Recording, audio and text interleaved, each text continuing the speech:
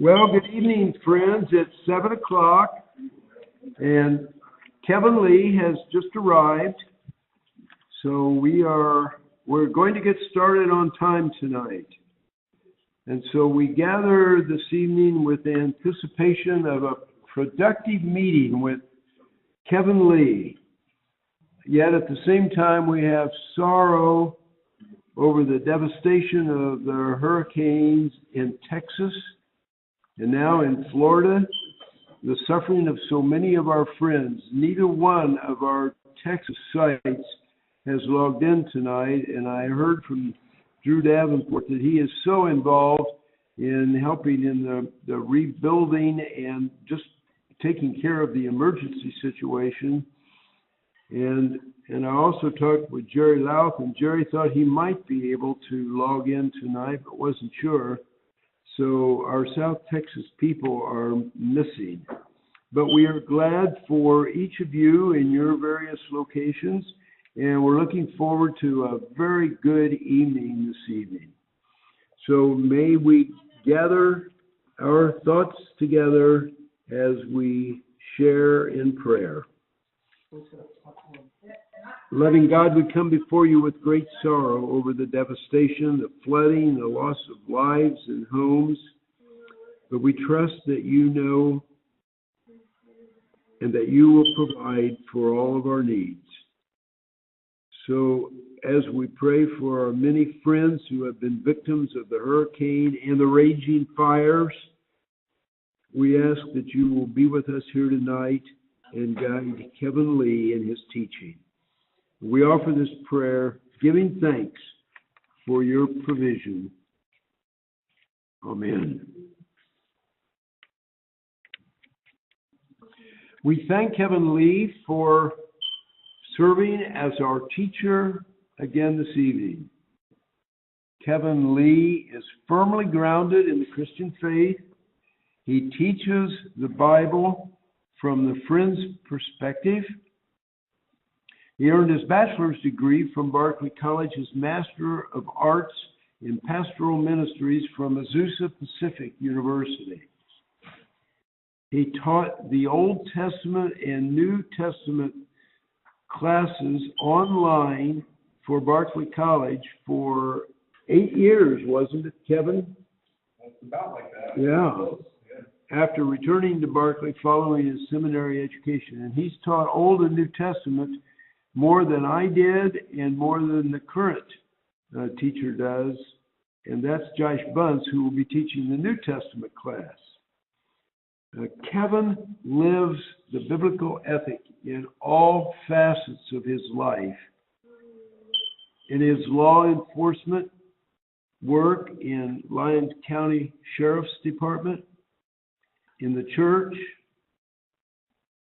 as a leader, and previously on the soccer field at Berkeley College, in the classroom, in the college lunchroom, in the home now as a loving father and husband, in the kingdom of God as a faithful servant.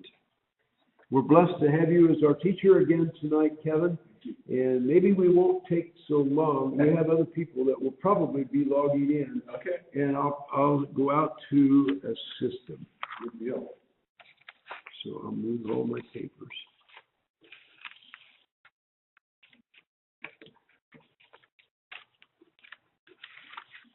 If you move your PowerPoint. Appreciate that.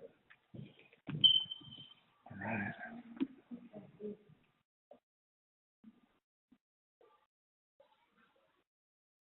Well, I want to start by saying thank you to Dave. I think I told Dave last time after his encouragement, I feel like I can do just about anything because he's so encouraging. So thank you for your encouragement, Dave. Thank you. Well, everything I say is true, Kevin. And also, it's a little odd for me to just look at the camera. So we do have a few folks from Pratt Friends and Carol. So I feel like I kind of gravitate towards the live audience over here. So if you see me turning that way, that's what I'm doing. So As we get started, I was thinking about this today earlier. It's just kind of, I can't hardly believe it, but it's been 16 years since 9/11. I think about that. Our middle daughter was born September 1st, 16 years ago. And so I remember that, and I remember exactly, it's one of those events you remember exactly where you were at. And I was in the church, and the senior pastor told me that the events were happening. I just didn't believe him. And then just like the rest of, I think, the world, we watched and tried to wrap our minds around what was happening. But not since Pearl Harbor had, America been attacked like that. And so, as we begin today, let's remember them as well. Let's think about the folks that are still mourning losses and still trying to go day by day after that tragic event. So, Lord, I pray your blessing over those victims' families, and help us, Lord, to turn to you in all of those situations, just like Dave prayed for the victims in the storms, the victims that went through the tragic events of 9/11. So we lift them up to you in Jesus' name. So as we begin today, I thought it'd be, I don't know if anyone asked a question, or I just thought it'd be interesting for maybe some people to know how, why is a law enforcement officer teaching your Old Testament class? And so I just thought I wanted to share a little bit of that, shed some light on this, how this came to be. First of all, those prayers where when you pray and you say, God, I need some challenge, push me, I need to grow, I need to be challenged. And that was one of the prayers that I made, and not too long after that, Dave approached me about teaching the Old Testament. So I put two and two together and figured this was my challenge, and it was something that I needed to embrace, and so here I am. And so hopefully, I pray that it's challenging for me. Hopefully, you're able to get something out of it as well. I realize again that it's so fast trying to go through the Old Testament in 3 different sessions, essentially. It's almost impossible, and we only can hit some highlights. We're flying over the surface, we look down, we maybe recognize a few things, and that's kind of the way we have to go about it. But I will go ahead and plug the online program once again. If you wanted to go a little bit deeper, there's some great online teachers at Berkeley College, and they have a 6-week course in the Old and New Testament. And are you still teaching, Dave, online? Teaching that, no. But you're teaching online still?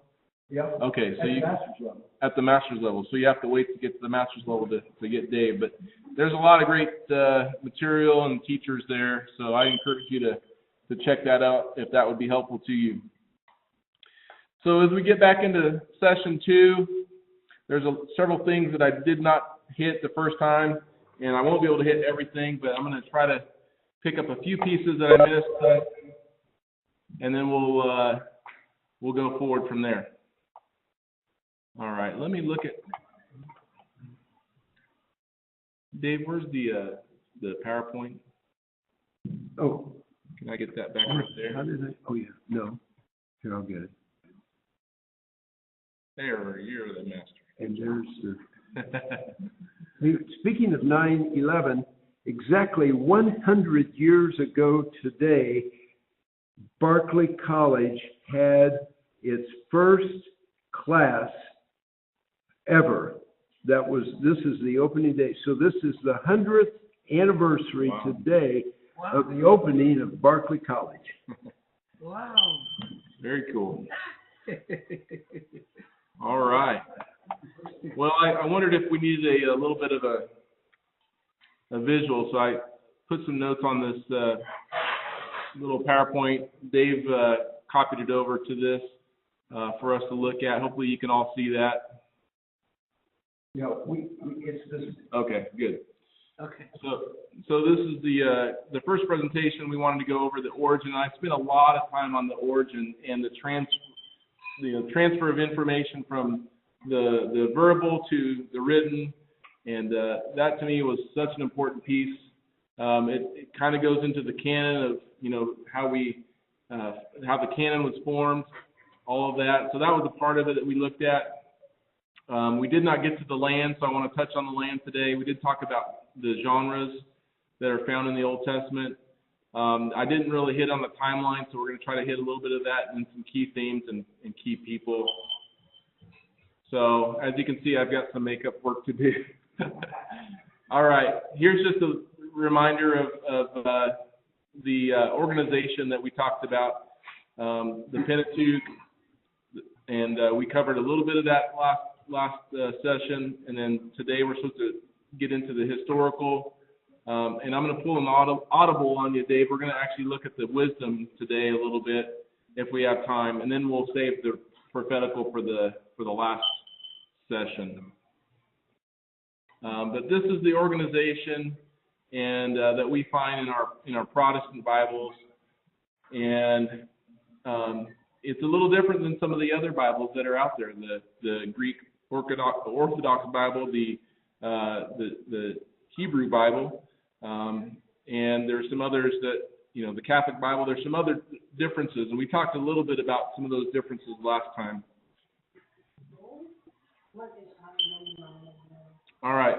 Before I get into the land portion here, I just want to kind of start off this session with this thought, and think about the Bible as the Word of God.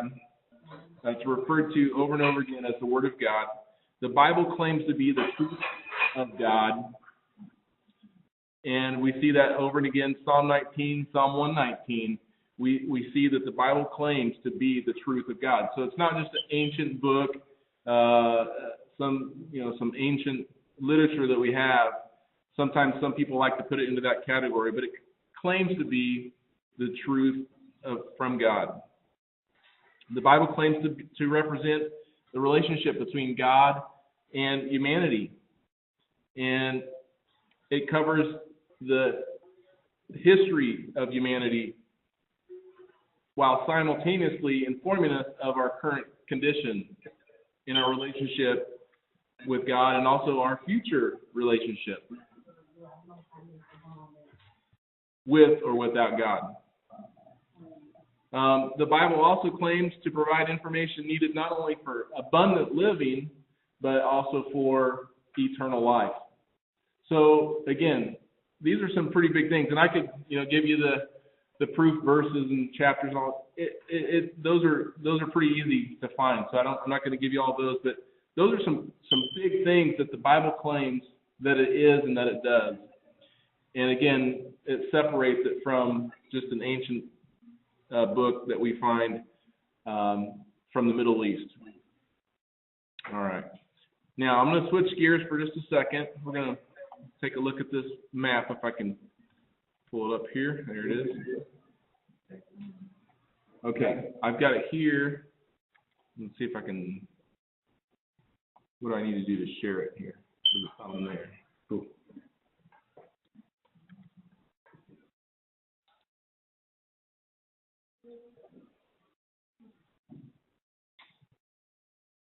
Oh, the share. Okay. My screen, you see? There's the share right there. Yeah, but where's my screen? Well, you want this one maybe? Go to the next one over here. Oh, I can't. Yeah, there you I'm go. not standing. There it is. There Yep, you got it.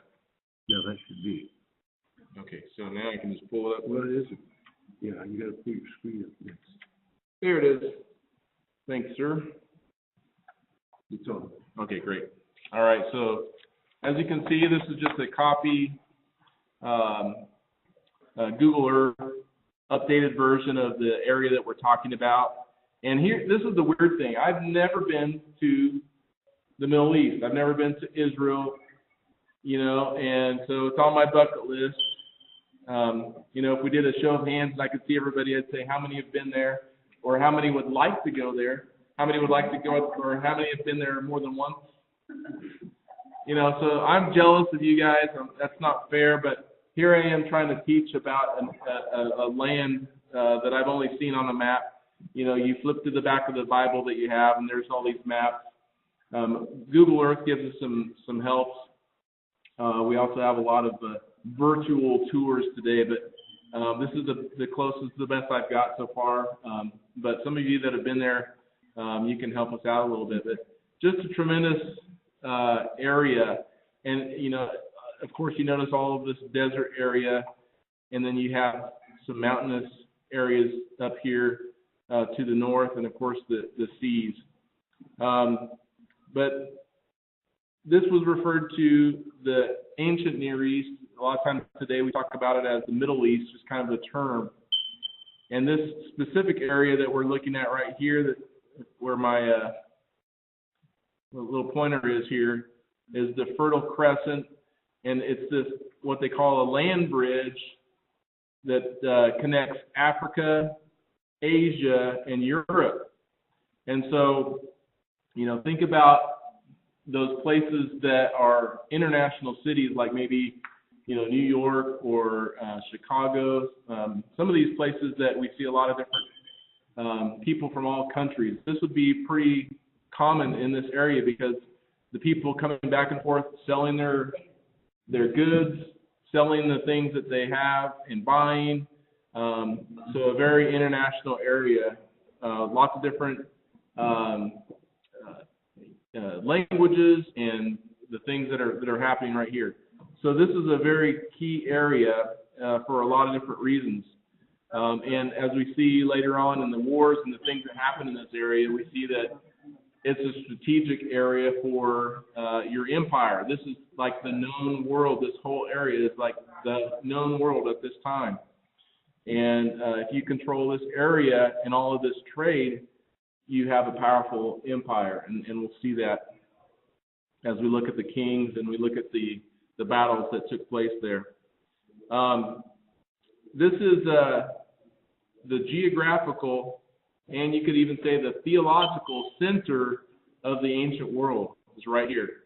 And I've even heard some refer to Jerusalem as the navel of the earth. Have you heard that as you travel there? The navel of the earth. It is the birthplace, of course, of Christianity, but also of the Jewish faith, and of course we also know of the Muslim faith from this area.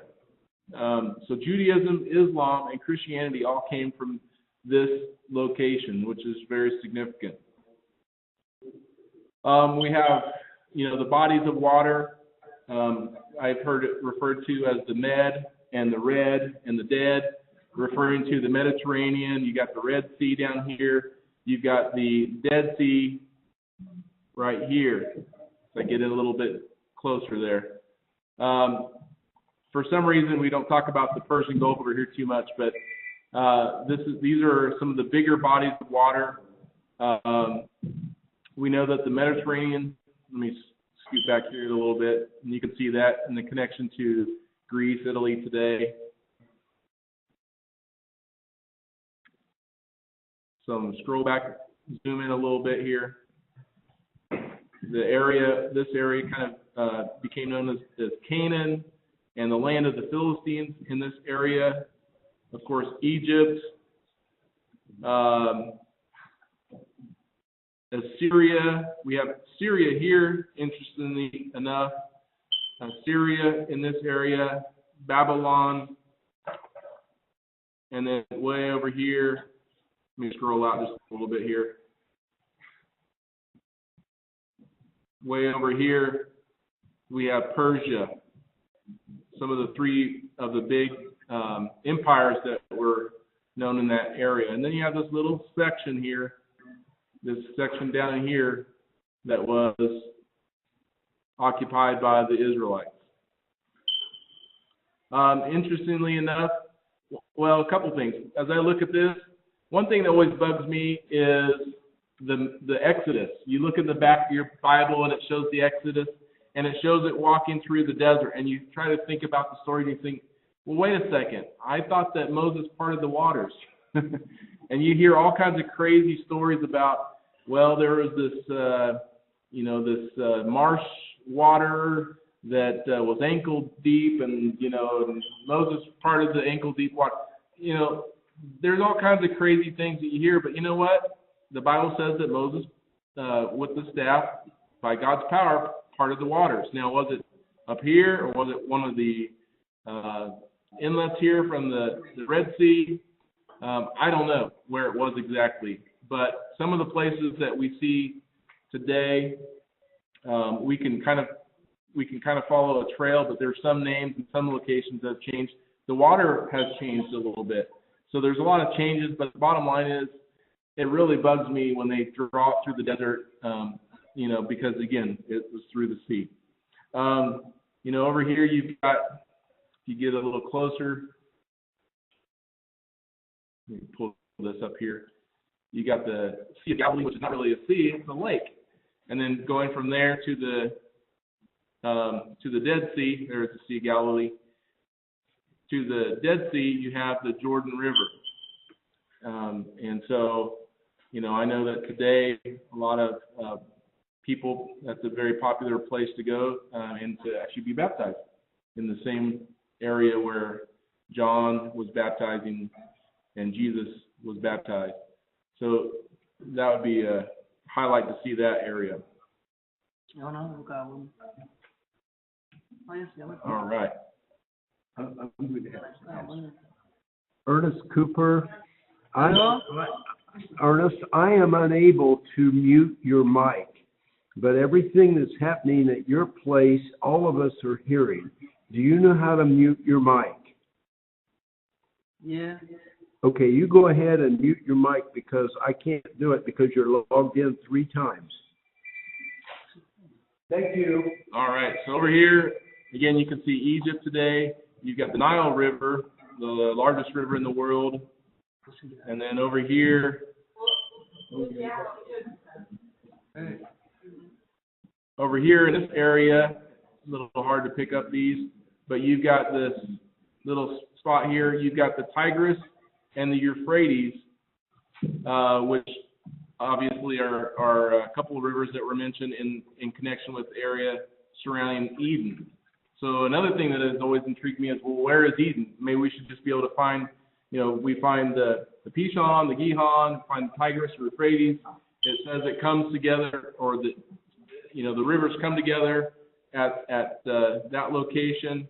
And again, we know that the fact is God blocked the way for Eden, so we can't just wander over there and find that. But I've always been intrigued by that.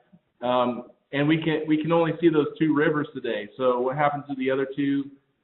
Sometimes I understand rivers go under the ground, but they're still there. And so I think that's very interesting. But this area is so incredible. And Lord willing, someday I'll be able to step foot on there. And if I can, move around, I'll probably be overcome with emotion. But just to move around and walk around in the same area that Jesus walked, and some of that the amazing things happen over in this area would be incredible. So that's on my bucket list. But those are some of the main places, and our focus for the most part is going to be right in this area for our time as we spend looking at the Old Testament. All right.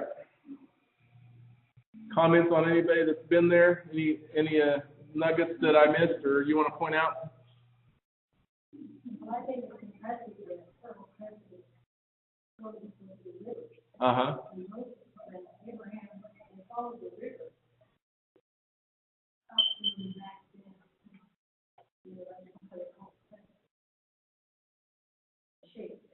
Yeah. Can you repeat the things?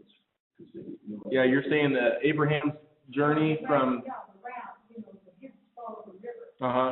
They followed the river, and they obviously in the desert you can't go too far without water. They need water, drinkable water, fresh water, and so they have this.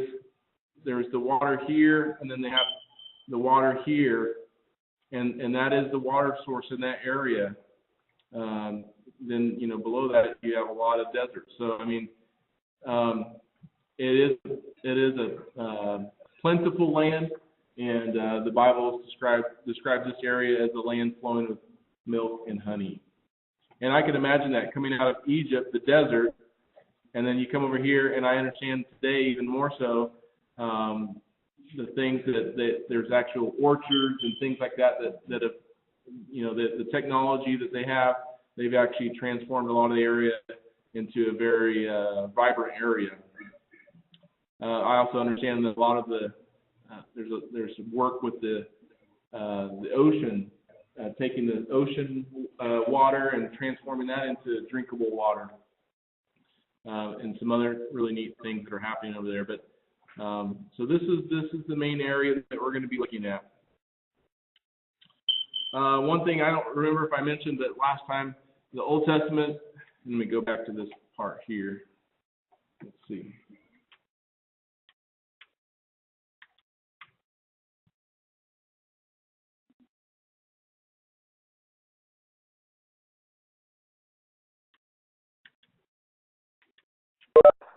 Yep. Dave? Okay, I just need to get back to it. Here, go up to the top. Stop sharing. Aha. There we go. Thank you. Good to have Dave around. I learned everything from you. No, it's been a little while for me, obviously. Okay. I don't remember if I mentioned last time, but the Old Testament, written by approximately 30 authors, contributors over a 1,000-year period of time, which is very significant. Now, obviously, we understand kind of in contrast with the New Testament was written in a much shorter time, but this is a lot of time and a lot of events. And again, to find that there is a connection, the books do stand alone, but there is this connection, and it ties it all together. So that's an amazing thing to think about. All right. Let me go to the next.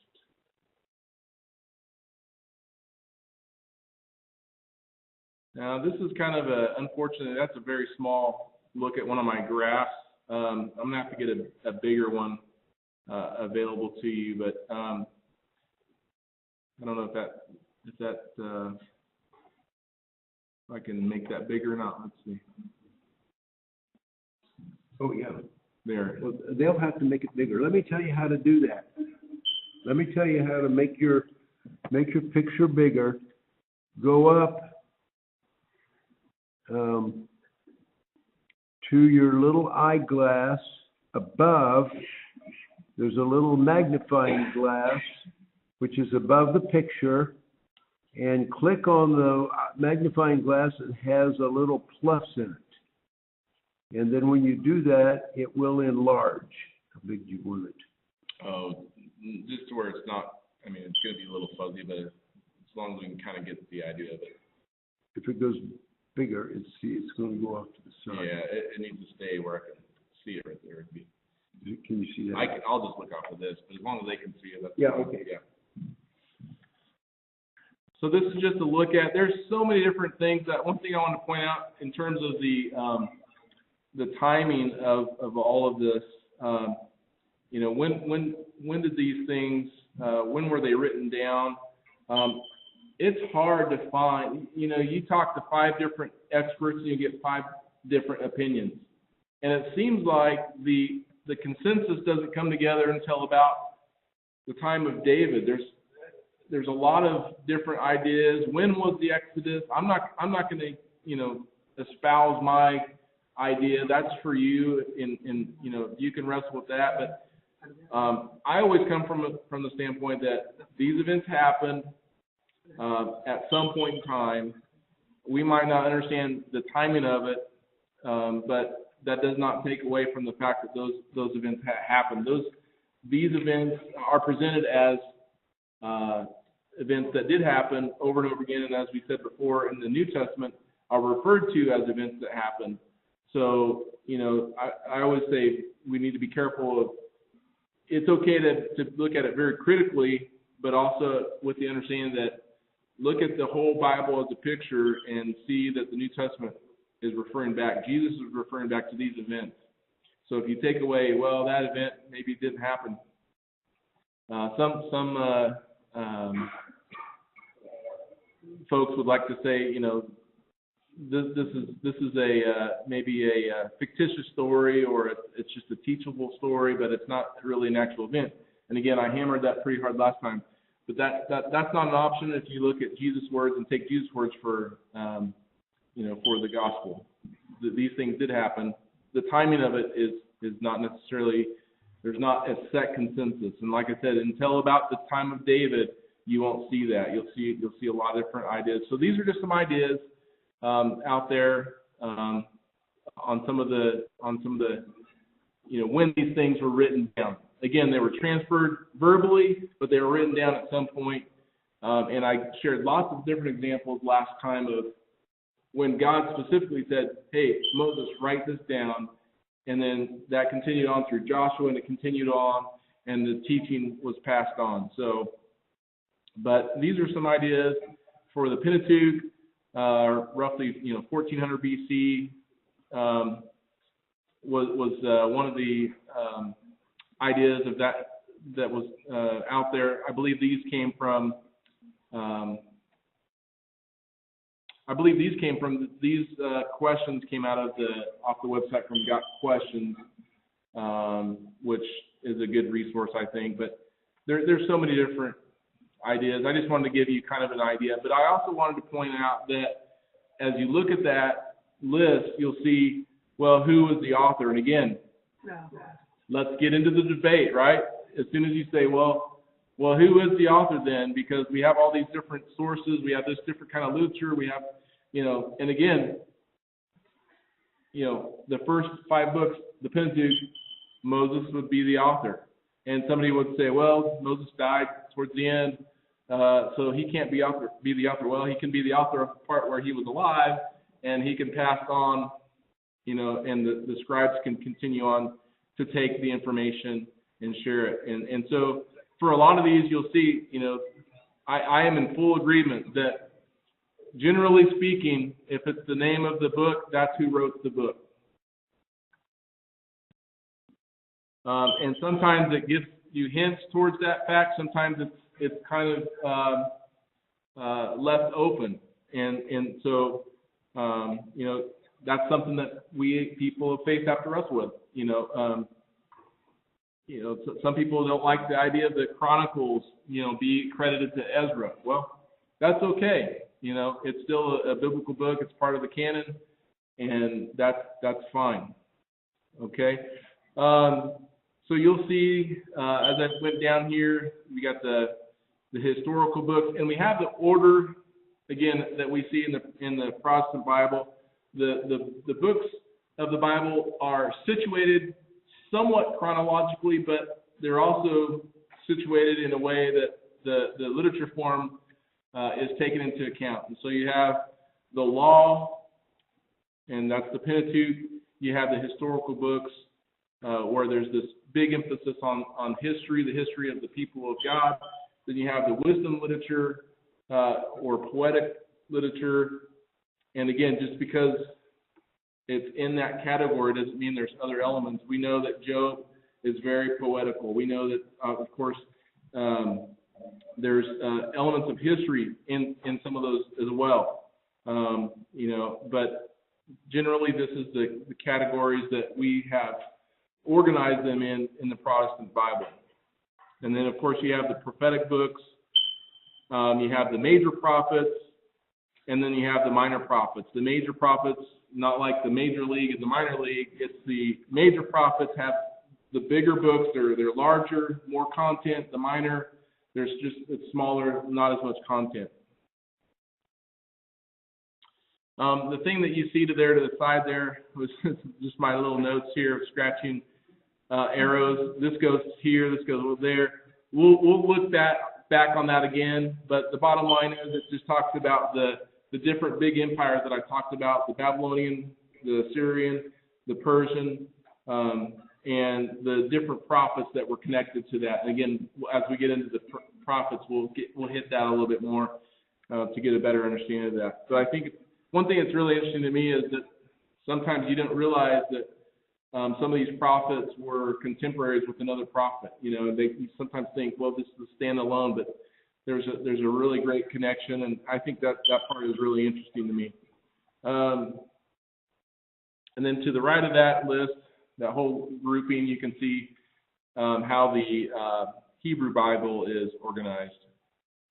And somewhat, again, there is some chronological order there, but it's also kind of grouped in the type of literature that they would consider it. So there you have the former prophets, the Torah, the former prophets, latter prophets, and then followed up by the writings. And it's just interesting that although the organization is a little different, the material is in both places. It is the same, and so I just think that's important to note that. All right, that's kind of fuzzy, so let's get out of there. Let's go to this guy here.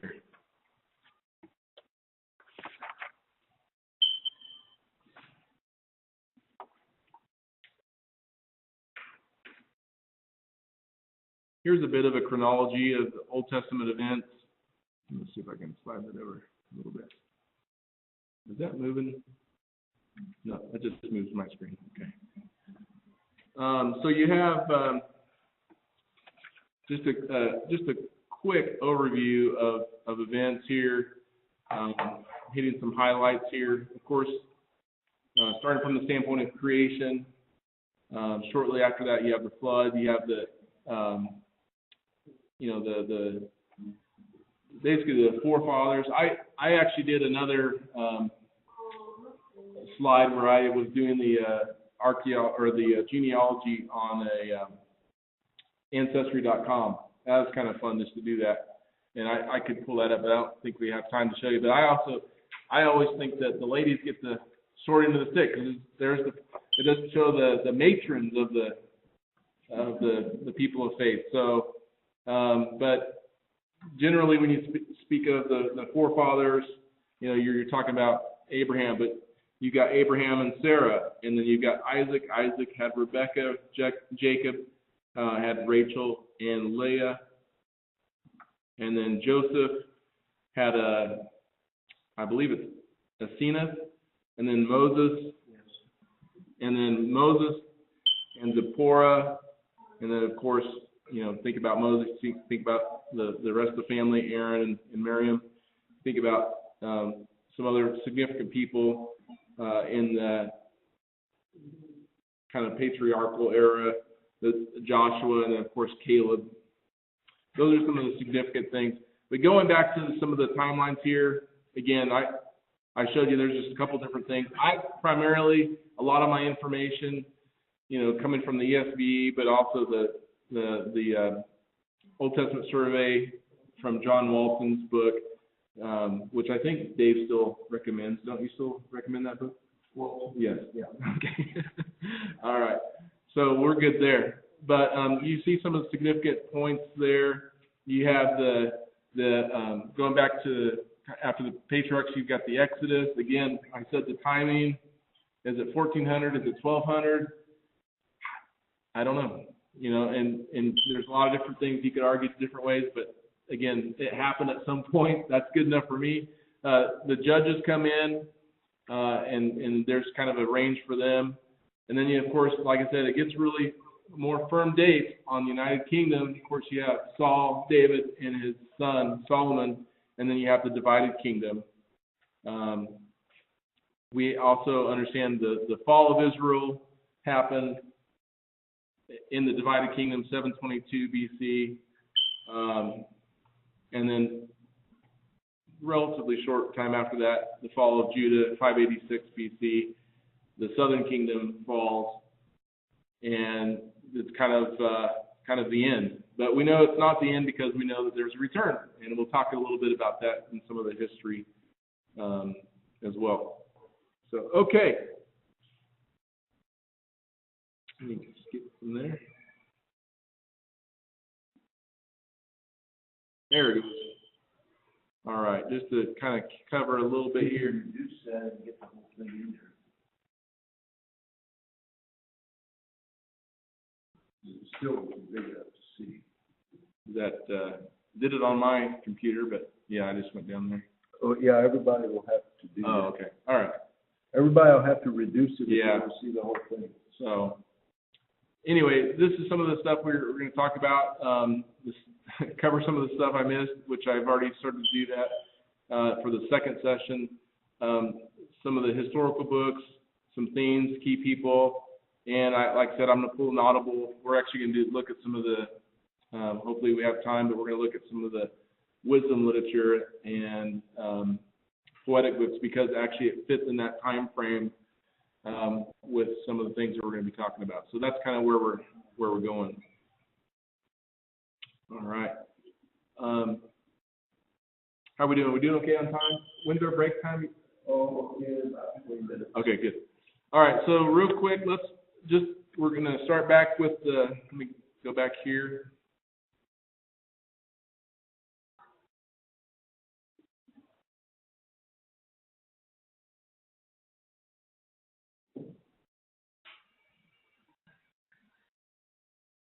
So we looked at some of the timeline, we looked at some of the genres, the land now. We talked about origin, pretty lengthy time spent there, and then some of the key themes and the key people to finish up that slide.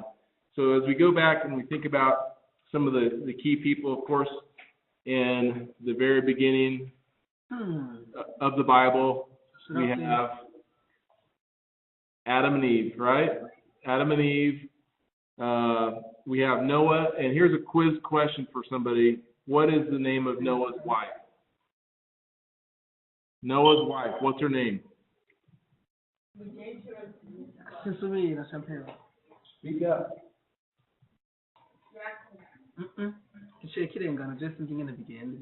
I think Merle and Kathy are trying to say it, but we're not hearing you. Did you guys have it in there?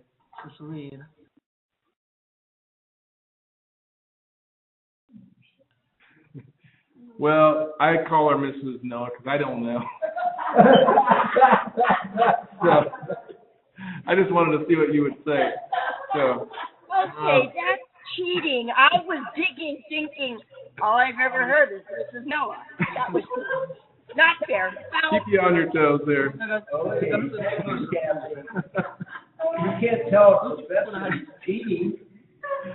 Okay, so we have, let's see, Abraham and Sarah, like I mentioned, Isaac and Rebecca, Jacob and Rachel and Leah, and we have Joseph, Athena, Moses, Zipporah, and then, like I mentioned, Aaron, Miriam, Joshua, and Caleb. Now, as we get into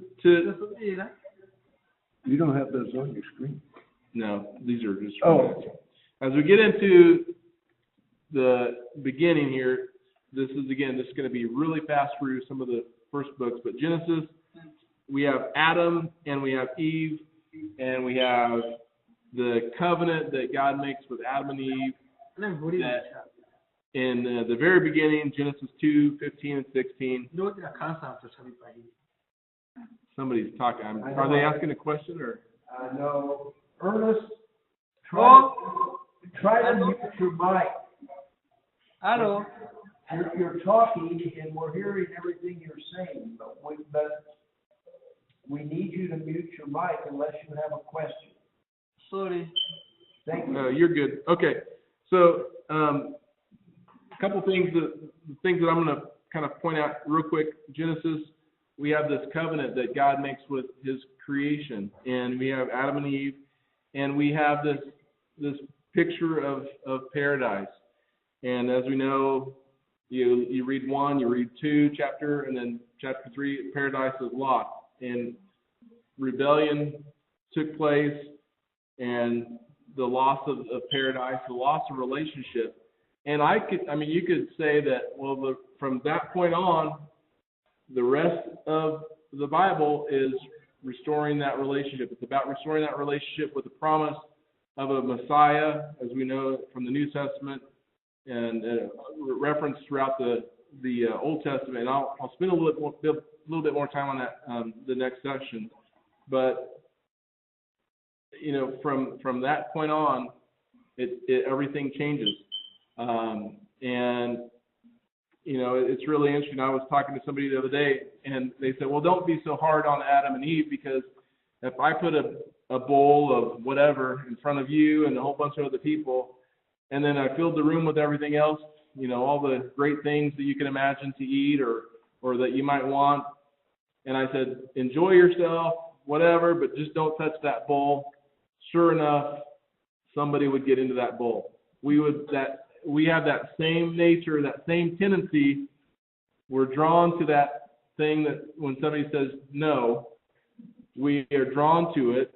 And, I thought that was a good point, because we have that same nature. We can't, they were tremendous people, but at the same time, they show us that we're flawed people and that we need a Savior. We need God's help in living a life for Him. So we have the creation account, and again, we could spend a lot of time on that, just creation and versus some of the things that are presented today with the evolution and all of that. But the creation, the beauty, the things that God creates, and the order that He brings out of chaos, and the design, and all the things that we get to see and know about happens. And then sin comes in, rebellion comes in and wrecks a lot of that. The ground is cursed. The childbirth for Eve is cursed. All of these things come in. There is punishment for that rebellion. So we have the fall, but then we also have God stepping in and providing a way, a plan of salvation. So He doesn't just let them stay in that state. In fact, very carefully states that they needed to stay away from the eternal state in that current condition. God had a plan for salvation at the very beginning, a plan to not allow those the fallen to stay in that condition. And so I think that's really interesting, and it's played out in the first portion of Genesis. Then the story builds up, and then you have this building of a nation, or calling out of a nation. Eventually, I'm covering off the ground here, but we have Abraham. We talked about Abraham was called out of a country where there was the worship of many gods, and this man was chosen to start a people. And so the calling out of a nation through a special person. And then, of course, we have the stories that follow with that, Isaac and Jacob. And then Jacob, as we know, later becomes Israel. Sometimes people, when they say the patriarchs, they don't list Joseph. I think Joseph, to me, is very intriguing. His story, of course, that he was kind of that favored son, but he was also severely mistreated by his brothers and eventually sold off into slavery and basically left and thought as dead. And just a tremendous story there. But Joseph, his character is so intriguing to me because he was challenged by so many different things, with the discouragement, with the loss of his family and friends, the injustice that he went through is just tremendous. And then the way that he's built back up, and then for the very purpose to save not only his family but all of Israel is a tremendous story. But Joseph is just fascinating to me. I think that story, of course, he had to go through false accusations against his moral character, and he came out, and he really is a shining example. Not that he's not flawed. We see him a little bit of braggadocious, I think, especially as a younger guy. But man, he is extreme example of somebody that's pursuing a relationship with God, living for God. So we see some of those things. That's a really fast blip through some of Genesis here. Exodus, we have the Mosaic covenant. We have another leader is raised up for the people of Israel, and through Moses, God is going to use him to free the people from bondage. As we know it, they were in slavery, and so Moses is part of God's solution. And I think it's really interesting in that whole story how Moses is he's not really a willing participant at first. He's like trying to come up with every kind of excuse. He said, use my brother, and I can't even talk well, and just kind of like when he's got this huge thing to do, and he's trying to get out of it, and God uses him in tremendous ways in spite of his insecurities. And so I guess that's an encouragement for those of us that have some insecurities, that God can use you in spite of our insecurities. There's so many different little lessons like that we could get from some of these stories. We see the judgment that falls on Egypt in a tremendous way. I think it's really interesting. Some have linked the judgments that come upon Egypt that line up with the types of different worship that were in the land at that time. I think that'd be an interesting study, and how each one of those judgments went against either the type of worship or a false deity that they had. At any rate, it eventually works, and the people are set free. And then you have this Exodus, and you have this wandering that takes place shortly after that.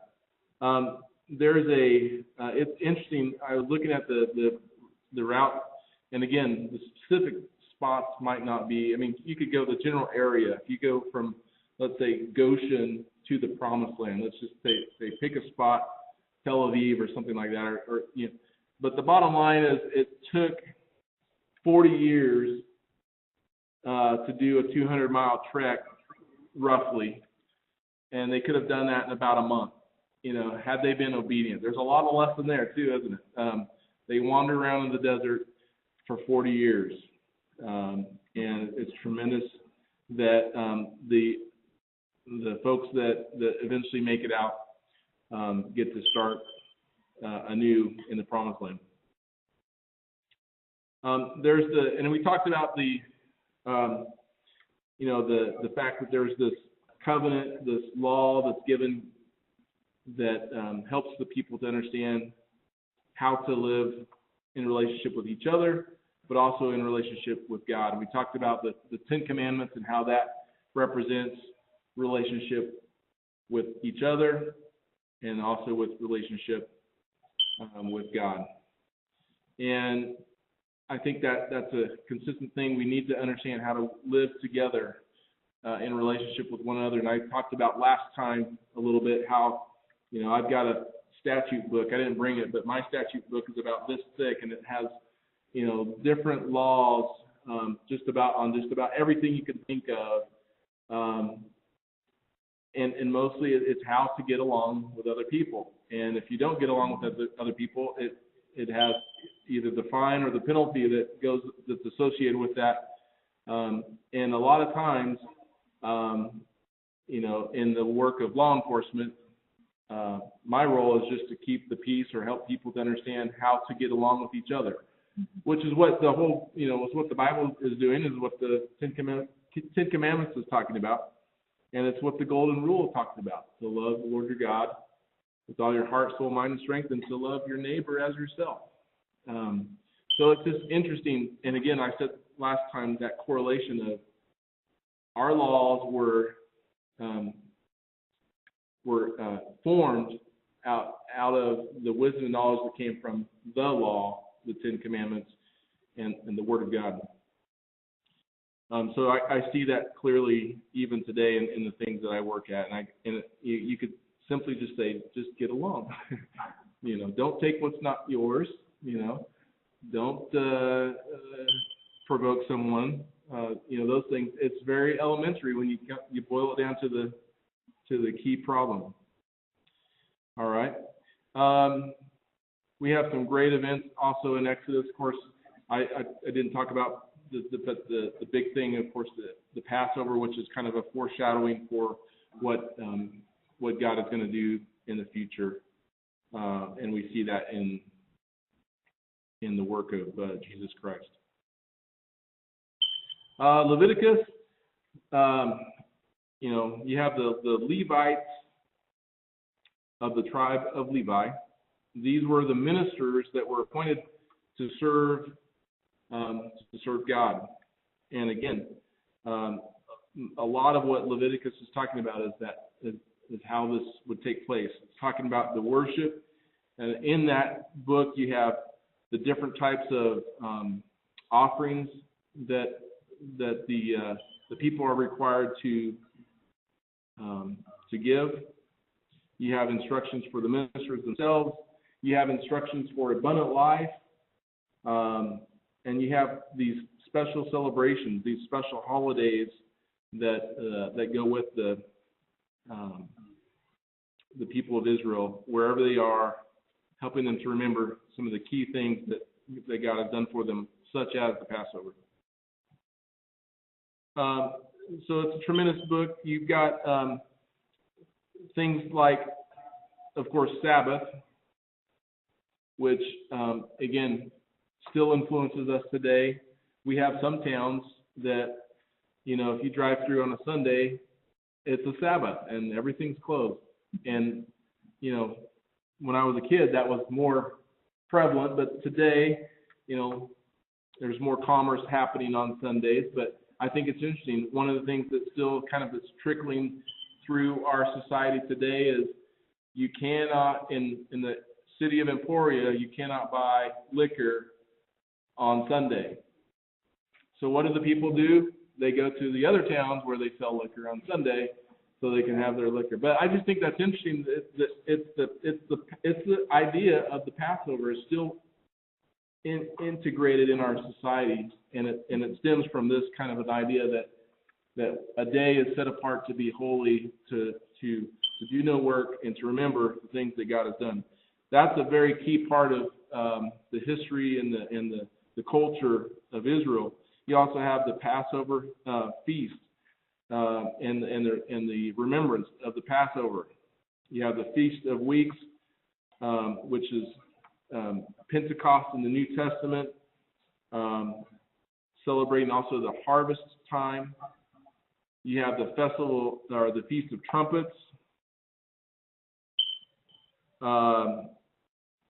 We hear it referred to as Rosh Hashanah. Did I say that right, Dave? Or New Year's. We also have the Day of Atonement, which addresses the sin, the personal sin, the corporate sin, and then the Feast of Tabernacles in the wilderness, celebrating the process of being set free from their slavery. So all of these celebrations are such key parts, and those things are found in the book of Leviticus. Numbers is one of those things well, if you don't like numbers, if you don't like math or whatever, it's not like that. But there are some censuses, that's right, census? There's a census that's taken in a couple different times in Numbers. And you have this, it's one of the things that's really interesting with the census is that there's a way and a time to do it. If God commands it, of course you do it, but there's other times that we see, like with David, when he takes the census, in the wrong way, that there's also a wrong way to do it. But there's this idea of remembering and holding on to this, the family lineage, and this is part of it that's taking place in the book of Numbers. we have the in numbers. You have the preparations that they're doing to enter into the promised land. You have them moving, and there's lots of different things that are happening, lots of different encounters with other nations. And then you have this grumbling group also that's really prevalent in the numbers. And you have this, this little episode where they spy out the promised land and they come back with a very scary report. It's a beautiful place, but there's too many big people. There's lots of challenges. We're not going to be able to do it, and that sets them into the the wandering portion. So, I think about all the different times that they're whining. They're very whiny in this, and if you've been a parent on a road trip, that picture comes to mind as you're with the numbers and you're reading through that, and I could just hear, something along the lines of like, "So help me, I'm going to stop this car," or "So help me, Moses, I'm going to stop this caravan, and we're going to take care of this." They were very,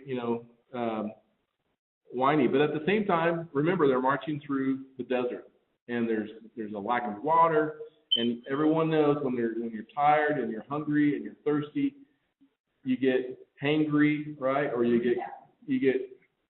it's your best does not come out, and that's a lot of what happened there. And it's a time of testing and a time of seeing if the people are ready to follow God and really go through this and be His people. So as we know that they get through that, or some of them get through that, and there's another census taken, and they continue to move, and they get ready to take in the land. Deuteronomy sometimes is often called the second law, or the review of the law. And again, you have this great reminder from Moses, all the things that God had done. Moses is like, let's just go through the things that God has done. And then at the end of that, you have this incredible passing of the torch of leadership to Joshua, who's going to take the reins of leadership. And so, very quickly, that's just a really fast snapshot of the first 5 books. I just picked out some highlights, and I think it's our time to take a break. So that's a good part or stopping point there. We'll pick up from there after our break. Does that sound good? That's good. Good. All right. Take how many? 5 minutes? 10 minutes? 10. We take 10 minutes. Take 10 minutes. All right. Stretch your legs. See you in 10. 15.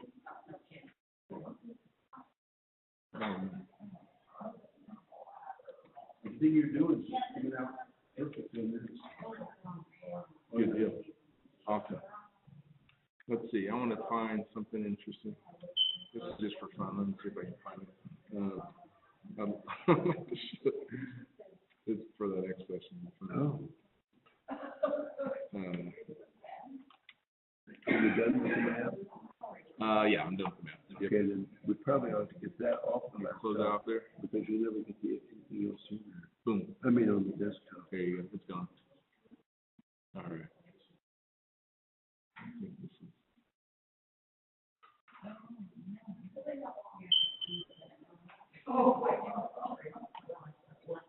Hey, Kevin, Yes, sir. according to my research, Noah's wife's name was Naamah, Naamah, sister of Tubal-Cain. Wow. The name was meaning was the beautiful or the pleasant one. Naamah. N-A-M-A what? Naamah, Naamah, and it means the beautiful or the pleasant one, according to Jewish names. Oh, cool. Very good. Hey, when we get started next hour in 10 minutes, Richard, hopefully you'll just say a word about that. Give that information to others. And give your source. Of course, Richard, the source is just right out of your memory, I know. Yeah, right. Yeah. Good. Well, I'm glad you joined in with us tonight.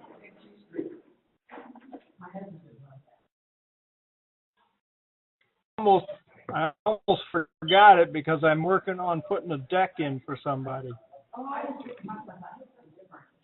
What'd you forget? I almost forgot this session because Oh. I'm building a. Oh, well, I just reminded you yesterday. Yeah, and I got about the time I only remembered it because my phone said it was due time. Oh, okay. Yeah, set it up on your cell phone so it'll ding you at the time.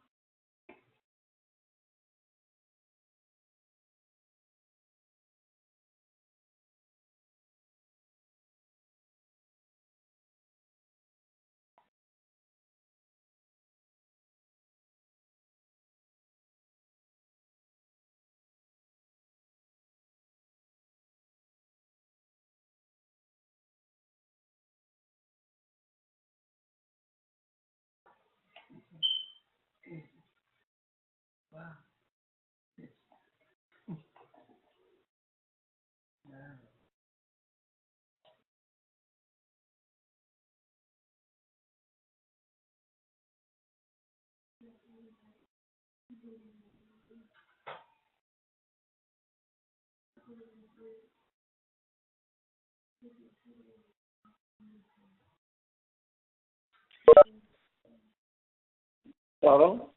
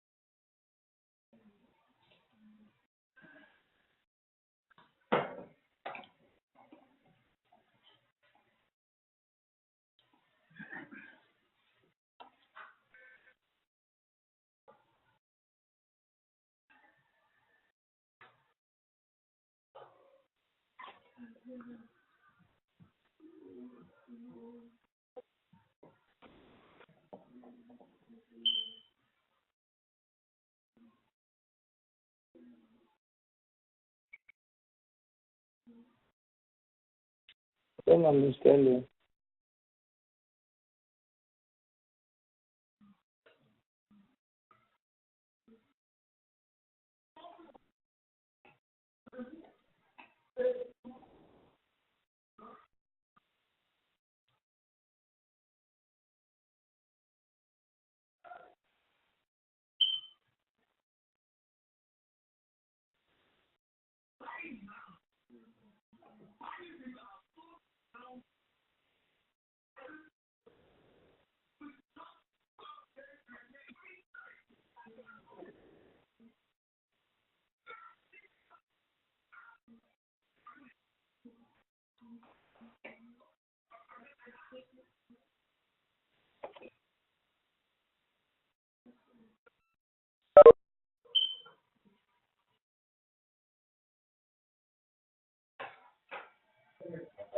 Now you have to get it back again. Okay.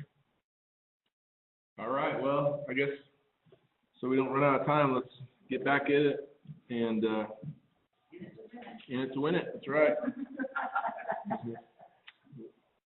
Richard, were you gonna say something about your discovery? Yes. Okay. According to www.bibleinfo.com, it says what I asked the question, what was Noah's wife's name?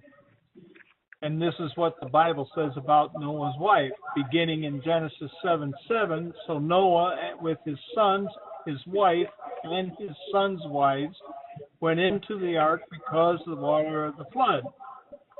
Bible does not give her name. However, according to Jewish tradition, her name is Naamah, Naamah, the sister of Tubal Cain, a descendant of Cain, the son of Adam and Eve. The name in the Jewish tradition means the beautiful or the pleasant one?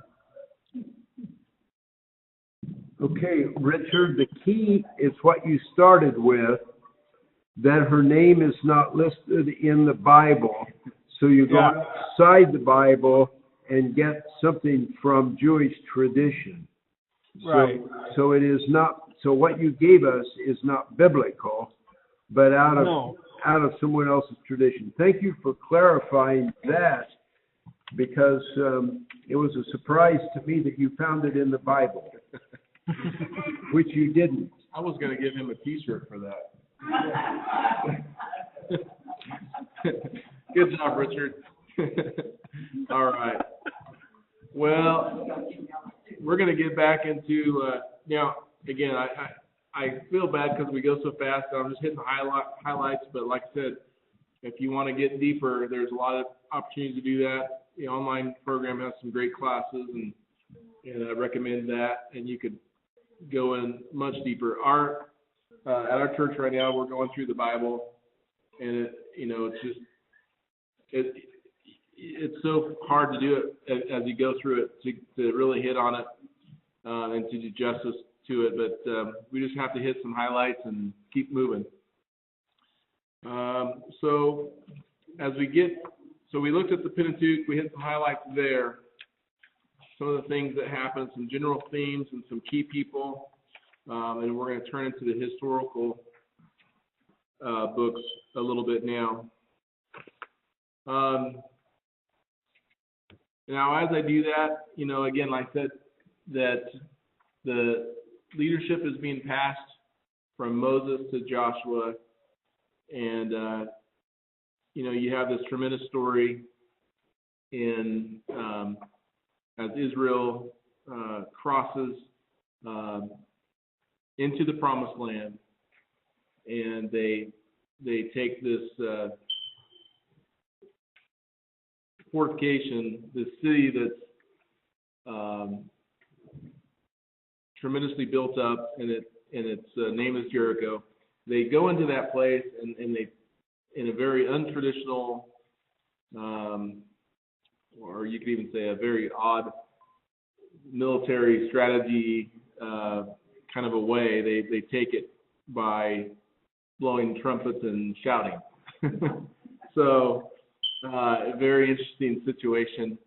But Joshua, he's one of those guys, again, that I look at, and he was Moses' right-hand man. He was just right there. And if Moses needed something, there's Joshua. And not too far from him, there's Caleb. And you had these guys that were just dependable. And I just think that's a really, really neat relationship. And you see that kind of the mentorship, kind of the leadership, and then you have this new leadership that's raised up, and then Joshua steps up, and not because he feels like he's something, and it's really clear about that, but he just steps into that role and takes leadership. And his focus is clearly seen in one of the most memorable, I think, things from the book of Joshua is when he says, "As for me and my house, we will serve the Lord." You make your choice. You do what you want to do. But as we go into this promised land, this is what we're going to do. This is my family. This is what we're going to do. And that's his life. And it's just a tremendous example, a really neat character, person of the Bible, and that's Joshua. Lots of battles. If you like any kind of, like the battle movies and those kind of things, this is the time to be. You see all these different stories of all these campaigns, these military campaigns, and one thing that makes it very unique, though, and it's very clear, is it's not because the Israelites have all this armament. It's not because they are, super big group. They do have some numbers, but it's not because of any of that stuff. It's because God is going before them, and He is helping them to be victorious. It's really interesting to see that. So obviously, if God is fighting for you, you're going to win the battle, and that's exactly what happens. And so, what's really interesting is you have this. you have this almost like a golden age for Israel. You know, so long they talked about this promised land, and all of a sudden here they are realizing that everything that's been promised is coming to fulfillment. It's like the moment that they have dreamed of for years and years and years, and it's coming true right before their eyes. So it's a tremendous time, and that's the book of Joshua. Judges makes me think about this. I'm going to switch over here to this. Let's see. Share my screen. Oh, I think I need to share it over here. 1 second.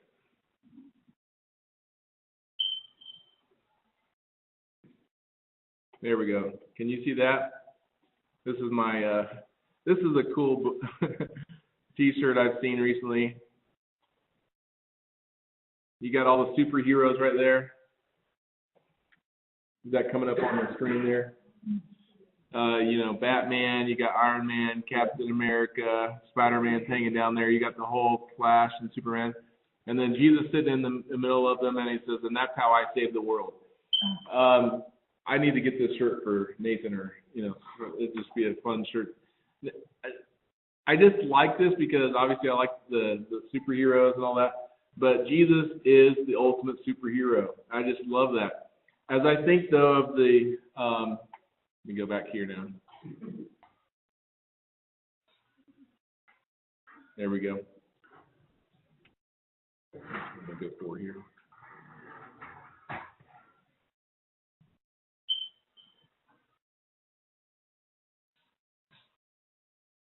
There we go. You know, as I think about the book of Judges, you have all of these heroes that come to the surface.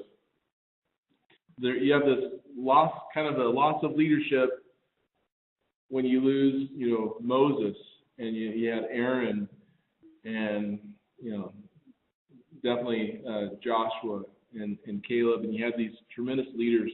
Now there's this loss of this leadership in the time of the judges, and God raises up different people for different needs, and there's this group of kind of like heroes that come forward for the people of Israel. The often phrased or an often quoted passage is Judges 17:6. It says, "In those days Israel had no king, and everyone did as they saw fit." There's no leader, and the rules are up for grabs, and that's what's happening here. But God raises up 12 judges, and one of them is a lady, and which is kind of a unique setting in and of itself, especially at that time. And he raises up these judges who help Israel to help the story of Israel, the people of Israel, go forward and rescue them. And of course, one of the judges that you know, or most everyone thinks of, is Samson, is one of the judges. But you have 12 judges that are raised up at the right time, and you have this cycle of events that takes place throughout the book of Judges. You have calamity because of the rebellion of the people. You have this kind of a come to Jesus moment, so to speak, of where they recognize that they've blown it. They recognize they're in the wrong. They return to God. They call out for His help. He steps in and saves them through a judge. And that whole cycle just continues to spin, just like that, all throughout the time of the judges. And again, we can learn a lot from that. It seems like it's something that we, in a lot of ways, can get in, and we can see that cycle today. Sometimes there's no leadership, and we don't see that. And then God will raise up people for a set time. But the thing about it is, it's not focusing on the people, but it's focusing on what God is doing through that person. And it's really clear that that's where the power comes from. And it's super clear when you look at that story of Samson and how he lost his strength for a time because there was a focus on his own power and on his own desires and wants. But once he returned back to God, calling out to God, then there comes that strength, and then there comes the deliverance.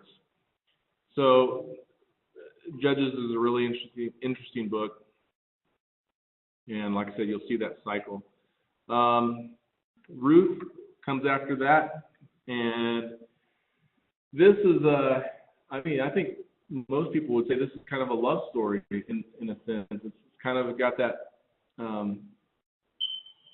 feel to it. But I would also say it's a love story of God and His people. You think about God and Naomi, who's not she's the main character, but she's not. The book of Ruth is named after her daughter-in-law. But it's the story of God working to save Naomi and her family line through the daughter-in-law, Ruth. And by the way, Ruth is from a neighboring country. She's a foreigner. She's the enemy, basically, of Israel. And the story shows this tremendous love of a daughter-in-law and a mother-in-law, which is, I don't know if you have those dynamics in your family life, but when you say in-laws, sometimes that can be a very difficult relationship. This is a really interesting relationship. It's a very strong bond between a daughter-in-law and her mother-in-law. And through that relationship, actually, you have this focus on God. And I think that's really interesting. There's a lot of teaching points here if you think about it. And so you have this relationship, and then you have this man named Boaz who, you've heard the term kinsman redeemer. He is the man who steps in, recognizes Ruth, and he's actually, through their marriage, he's able to continue the family line, and Naomi and her family line continue to go forward through this marriage. Some have said this is a 4-act play, and you could say the conflict would be the fact that there's the death that separates Ruth from her husband, and then there's no way to continue the family line. And of course, there's this pivot point where this relationship is set between, again, Naomi and Ruth, and the focus is on God.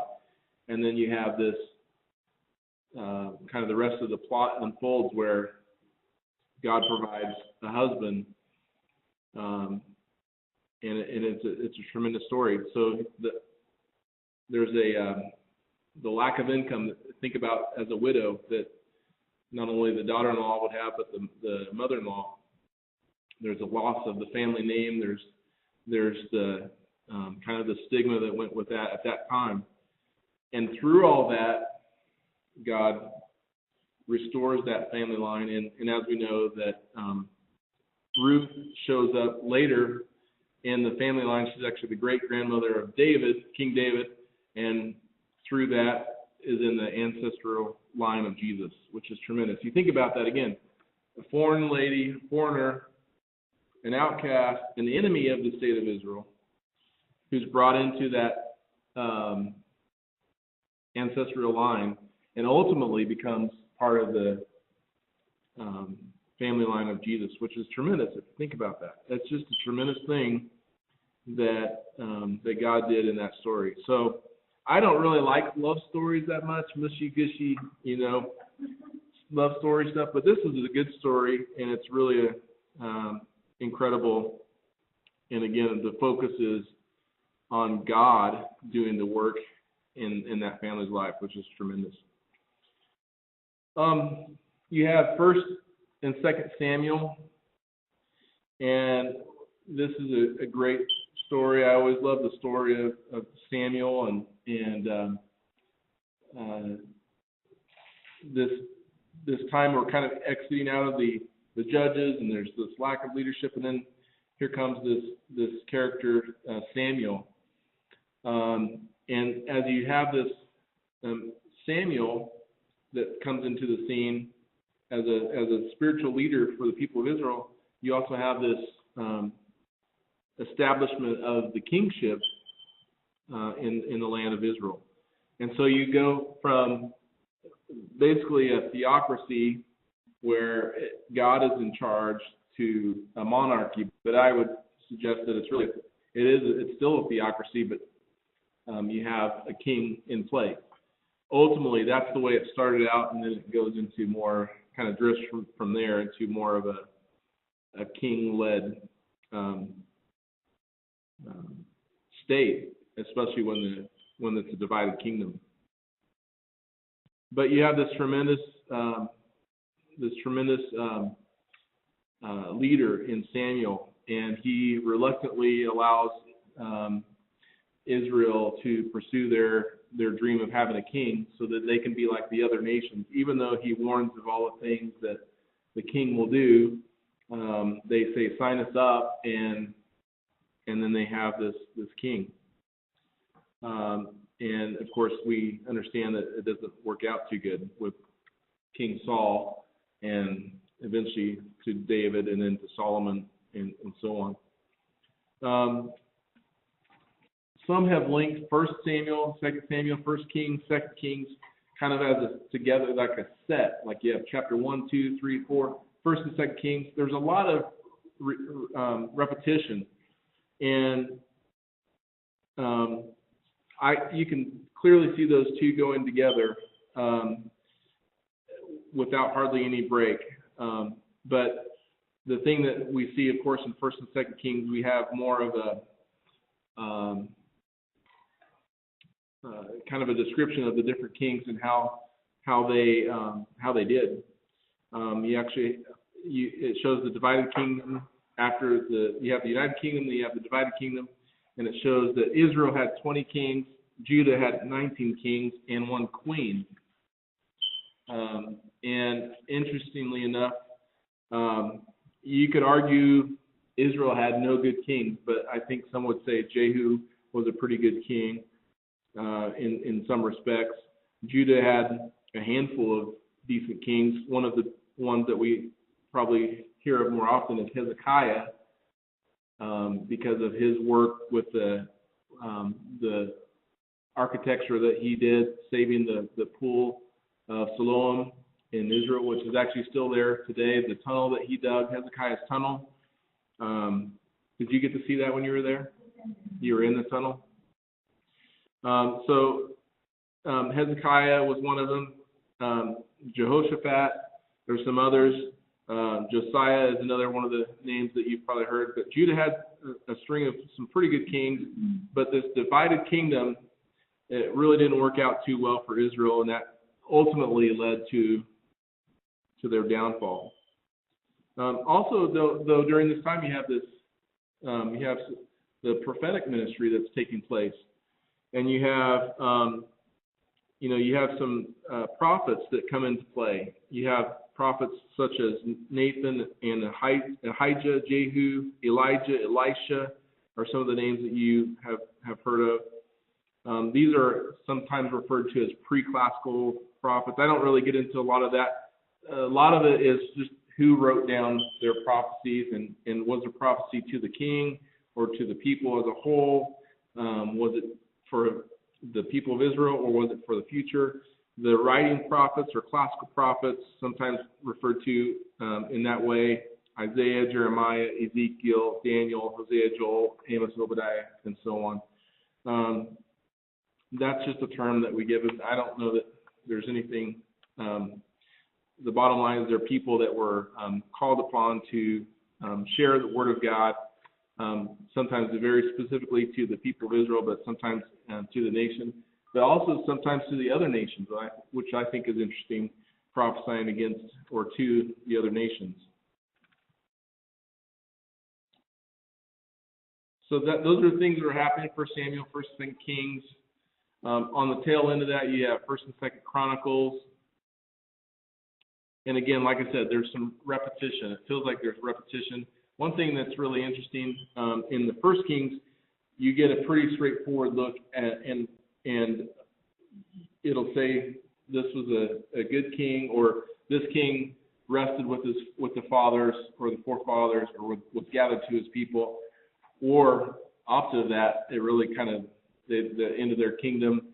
This was the end of their kingdom. They died, and they weren't buried with the other kings, which is kind of saying that they were a bad king. First and Second Chronicles, though, gives a little different look, and it's focusing on especially the kings, some of the good kings like Hezekiah, of course David, those kings. It's highlighting the positives, and especially focusing on those times when those kings were seeking God, and it showed the rewards of when they would seek God. There's this focus on the Davidic covenant and also on the temple, and all of it is tied together. When the king is serving God, following God, there's and the covenant of David is being honored by the people. They're holding up their part of their deal, their bargain. God is holding up his part. The temple is there. Everything is good. But when the people don't follow God, then everything is in jeopardy. And then we see that, and ultimately resulting in the loss of the temple, which is their central place of worship. And sometimes it becomes more than just that, but ultimately that's the purpose of it, to be the central place of worship. Let's see here.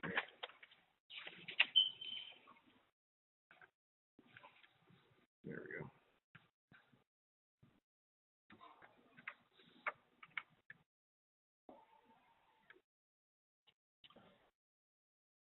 Like I said, the prophets, I said some of them are referred to as major prophets, and that's kind of a term that we use today. It's not something, you'll see it maybe in some of the Bibles, major prophets. Again, that's based on content. Those that have more information, more content, versus the minor prophets, those that have not very much content. But it's not it doesn't reflect on their ministry or anything like that. As we look at First and Second Chronicles, again, seeking after God or not, and that's the focus. It seems pretty clear that there's a different author for Chronicles than you have for First and Second Samuel, First and Second Kings. I made that chart, or put that chart up earlier, and I one of the suggestions was that Ezra could have been the author of Chronicles, but again, there's different theories on that, so I'm not gonna say that's set in stone by any stretch of the imagination. But speaking of Ezra, that's the next book. Very interesting time here. Ezra coming in like kind of an ambassador, kind of a fellow, kind of a secretary, if you will, for the Jewish people. And at the time when Cyrus, the king, allowed the Jews to go back and rebuild Jerusalem and rebuild their temple, Ezra comes and is a very critical player in all of that takes place there. And so you have this theme of returning, and you have this theme of rebuilding and restoration because of God's favor. They were punished. They were sent into exile.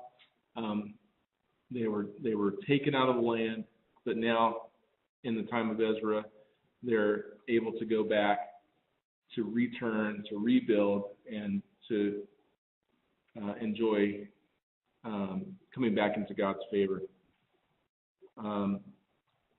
Very closely related, and with that kind of contemporary there, with that would be Nehemiah, and again, a lot of that same theme.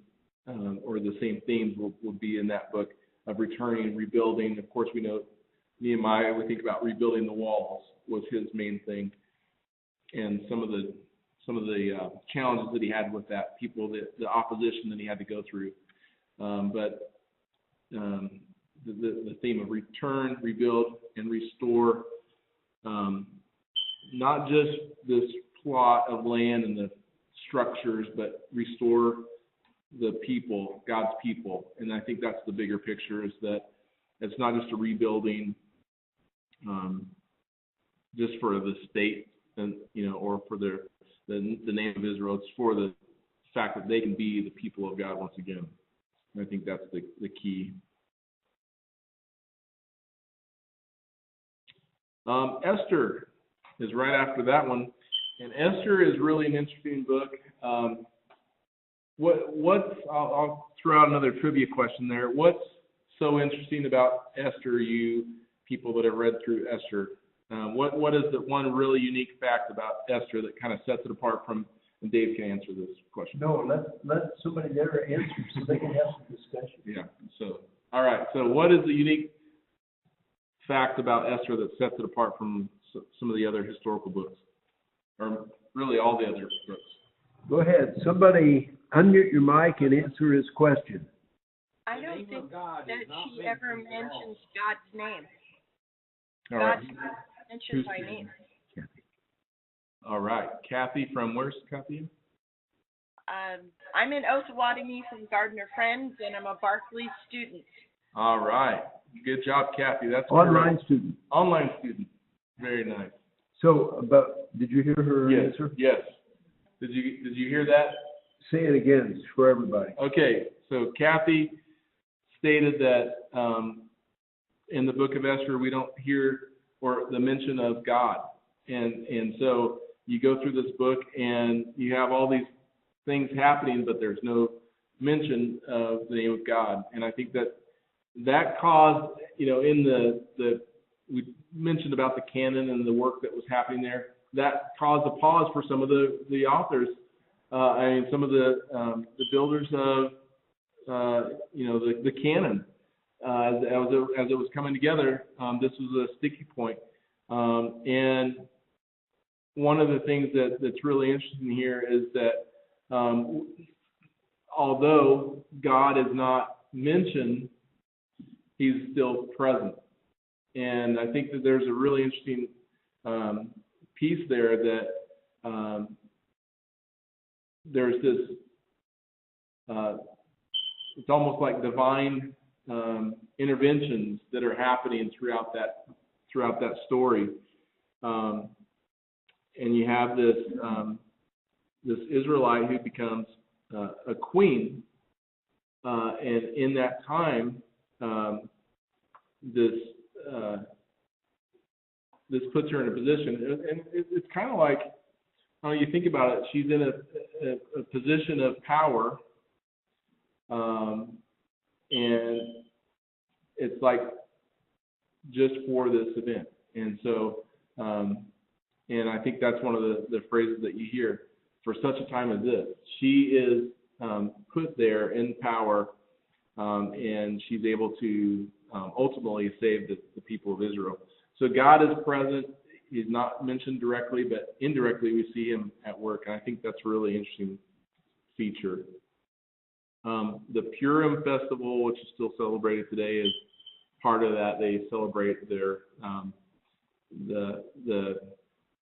this whole event that they were spared, they were saved, and this is a tremendous thing that's still part of the culture today. So. So this is a quick look at some of the historical the historical books. Just a quick snapshot. I want to just spend a little bit of time referring to the wisdom books and the poetic books, wisdom literature or poetic, however you want to refer to it. About 1/3 of the Bible is made up of poetry. And when you think about wisdom, you think about the skill of life, the skill that we need to win. And we talk about you're winning. Wisdom that comes from, or wisdom that's connected with the wisdom book is talking about this kind of wisdom. What does it take to win? What does it take to be good at life? And the wisdom comes through observation, observation around you, the life, your life, what's going on around you. It comes from the intellect that's God-given. And it comes from the application of the knowledge and experiences that happen in daily life. And so these things all come together to form this wisdom and knowledge. And it's something that is very unique and special to these books. You think about that's the wisdom side. Of the poetry side, again, I'm not a big poetry guy. I don't like a lot of poetry, but of course, the Psalms, I really enjoy the Psalms, Song of Solomon, Ecclesiastes. They're a little harder to read. Ecclesiastes, Song of Solomon is harder to read, but for me, but they speak of wisdom and of God's truth.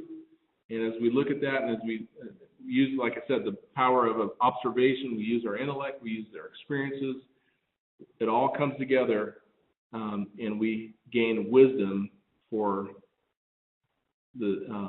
what we need to go through this life. We get skill at the game of life, basically.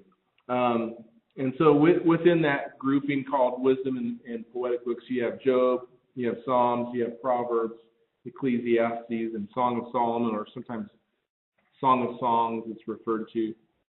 And as we think about some of those, of course, we start out with Job. And again, some people would say, by the way, Job, they believe to be one of the older books written, one of the first books written. But that, again, this is some kind of a fictional story, just because of the layout and the structure and the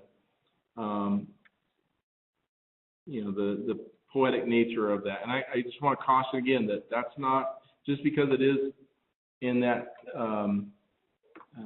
structure or that form, does not mean that there was not a man named Job. So I think sometimes people are so quick to get on that bandwagon. I don't understand why, but the story is about a man named Job and the things that he went through. And if you think you're having a bad day, read Job, and you'll reconsider. Job lost everything, basically. I mean, his family, his wealth, his health. He lost most of his friends. He lost everything. And the thing that really haunted him was the question why. And I think, there's a lot of books out there, why do bad things happen to good people? This would be a good book to look at. Bad things sometimes do happen to God's people. Now, the thing that's hard for me, and it's hard to wrestle with in this book, is why God allows this to happen. Does He allow it to happen to everybody? Obviously, no. But there's a bigger reason, and I think part of that, at the end of the book, you get to at least the last chapter, and you find out that Job, the question of why, God, why is this happening to me? He's willing to let that go because he's had the experience with God. He knows that God is enough. That's his answer to his question, and he's willing to go through those things, and he went through those things with his faith. He kept his faith in God. Very hard times. He questioned what was happening, but ultimately he was willing to continue to pursue that life of faith. And I think that's a really interesting thing. Job is a tremendous book. It's a heavy book, just because of all the events that happened. But when we go through tragedy and things like that, this would be something that we could look to. Also, though, on the heels of that, when we look at the Psalms. We look at the book of Psalms, very heartfelt, very worshipful, very honest worship that takes place in the Psalms. And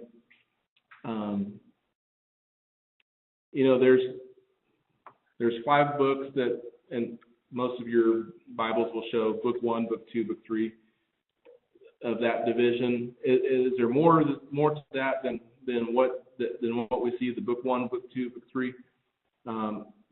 There are some ideas that are out there, but in terms of the formation and the structure of it, the organization of it, one of the ideas that has been put out there, and Walton refers to this in his book, that book 1 refers possibly to more featuring David's conflict and specifically his conflicts that he's having with King Saul, and that whole relationship. That's a key focus in book 1. Book 2, David's kingship and all the challenges and things that go with that. Book 3, more of a focus on the Syrian crisis, hitting the people of Israel. Book 4, the destruction of the temple and the exile. And then book 5, the praise and reflection on the return from the exile in the new era. I don't know. I wouldn't get too caught up in a lot of that. The thing that I would suggest, and as you go through the book of Psalms, it's really interesting to me that you have so many different writers that are a part of that. You've got, of course, David is a big contributor to a lot of that. But there's a lot of heartfelt worship that takes place in the Psalms. And as I think about it, I think what is your favorite psalm, and why? What's one that you gravitate towards? We actually did a poll in our service at church, and can you guess what was picked for the favorite psalm of the congregation? The 23rd Psalm. That's exactly it. For some reason, it says it all, and I think that's a great passage. But the Psalms have been so meaningful, and a thing that I like about them is they're just gut felt honest, and something that that's one thing that's the book is real, the Bible is real, and these people are sharing their heartfelt feelings, and there's this something that they're dealing with, this problem, this conflict. There's this point where they have that refocusing on God, and then there's this celebration, this worship that comes out of that. And that's the same thing that we saw, happening, with Job, that same idea. But there in the Psalms, this is kind of recurring. There's this going to God with this problem, wrestling with that conflict, and then finding God in that conflict, and then there's time of praise and worship, and that's a recurring theme that we see. Someone suggested that for law enforcement, Psalm 91:1 should be the favorite psalm. Would you like to hear Psalm 91:1? Why would that be the most? Should that be the one for law enforcement? 911, you get it? Oh, 911. Okay. Got it. Okay, all right, I'll read it. 91:1. It says that he who dwells in the shelter of the Most High will abide in the shadow of the Almighty. So That's a good one. that is a good one. And I think that is what I want to do, is to dwell in the shelter of the Most High and to abide in the shadow of the Almighty as I go through my day. As we get to there's a bunch of them. I think honestly Psalm 103 is my favorite, and I pray that prayer, but I connect with that because it shows that process of this is who I am, this is what God has done, and then there's this time of worship, and sometimes, and I like the fact that I've always thought about that. It's like the psalmist is telling himself, or the psalmist is telling himself, praise the Lord. You know, this is kind of like, this is what you need to do. And this is why you need to praise the Lord. And then it goes down the list of all those things. So Psalm 103 is one of my favorites. What's some of your favorites? We have time for a couple. Go ahead. What's some of your favorites and why? Unmute your mic and answer his question. What are your favorite Psalms? What's your favorite Psalm, Brad Wood?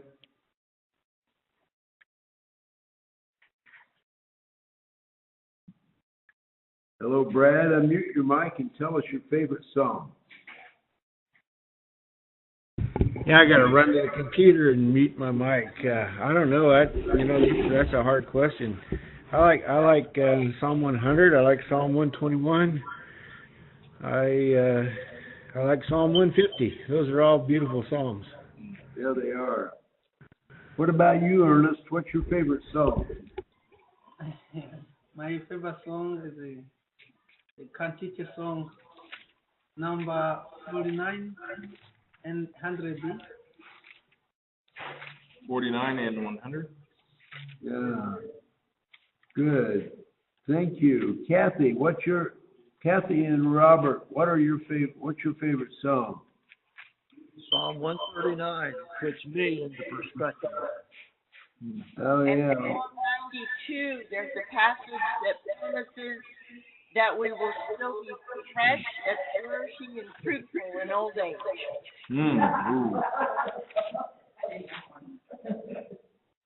Hey, Jonathan.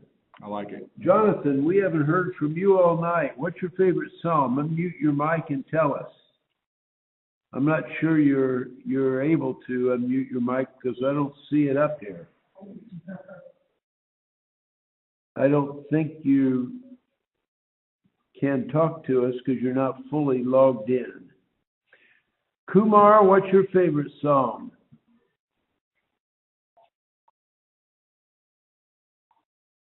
It's 150. 150? Yeah. Oh, yeah.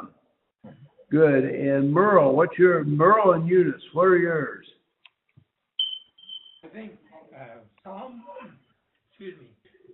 51, where it's David's prayer of asking for forgiveness, and I think all of us at times face that when we need to really understand God's forgiveness. Oh, good. Thank you so much. And let's see, Dude Danae, what is your favorite Psalm? 27. 27. 27. Yes. Oh, thank you. And what about you over there in Wichita? You want to tell us, Bob or Bruce? Yeah, can you hear me? Yes. Okay. I think probably 91 is one that I would have about as much as me, although several of these others that people have mentioned, I love them too. Oh, good. Good. Anybody here from Pratt wants to say your favorite Psalm?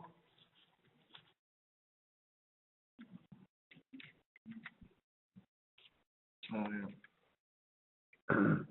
Kevin mentioned Psalm 103. I thought I would be really smart when I was a young pastor, and so I went into someone, and so I read I memorized the first 3 verses of that, and then when I came to the point, who heals all your diseases, then I quit.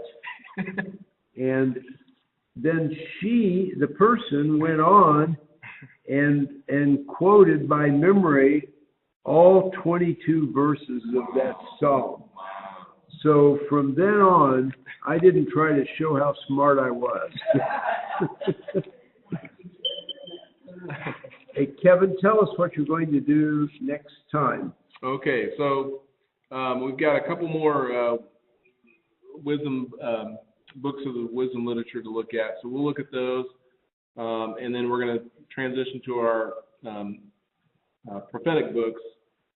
and that will take up the bulk of the time. I'd like to use a little bit of the last section of our session next time to talk about a little bit of archaeology, some things that kind of encourage us and some things that we've seen, but then also, and this is a big discussion point where you can really help us, is what are some of the Bible study tools that you use that you could share that would be helpful to others to help you in your relationship with God go deeper and further.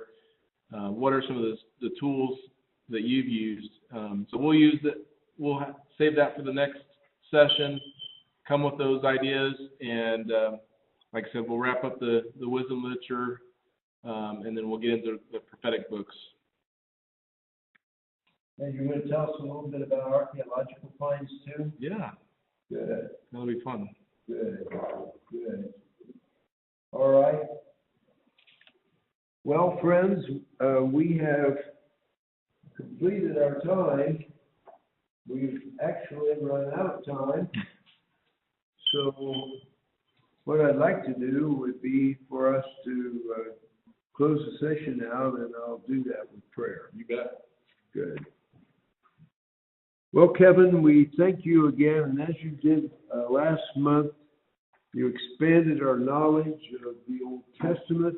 You took us deeper into it. You deepened our appreciation of Israel's history, from which our Christian faith emerged. You're a gifted teacher of the Bible. You're very knowledgeable of the Bible. Like the rest of us, there are some facts in the Bible, like Noah's wife's name, that are not listed, so it's hard to know. But we can follow Jewish tradition. And then, so we thank Kevin. Kevin drives all the way to Berkeley College each month to be with us, and he has taken vacation time away from his law enforcement time to teach us. So these are special gifts to us, and we're grateful. So we'll meet next on October 2. You got that date down? Good. And so we look forward to Kevin's third class. Let's close this session in prayer. Loving God, we thank you for another enriching class when we've learned so much more, deepen our understanding of the Scriptures. May we use our knowledge to teach others about your good news of Christ's love, forgiveness, and salvation. We pray again for your protective presence and your all-sufficient presence where there is suffering and where the loss is so great. Will you be present with every one of us here in our many situations?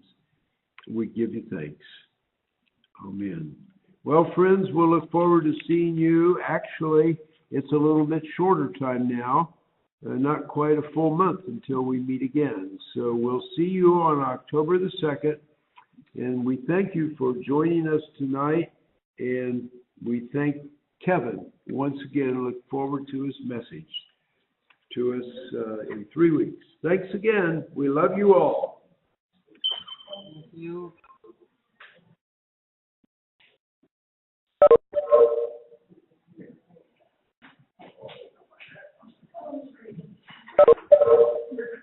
Ladies, be safe on the way back. I think so, yeah. Yeah, there's a lot of fear out right now. You know, yeah, seems like they're moving around a lot. Already? Well, I'll just stay at the house and I'll paint a little bit, probably. Take off in the morning.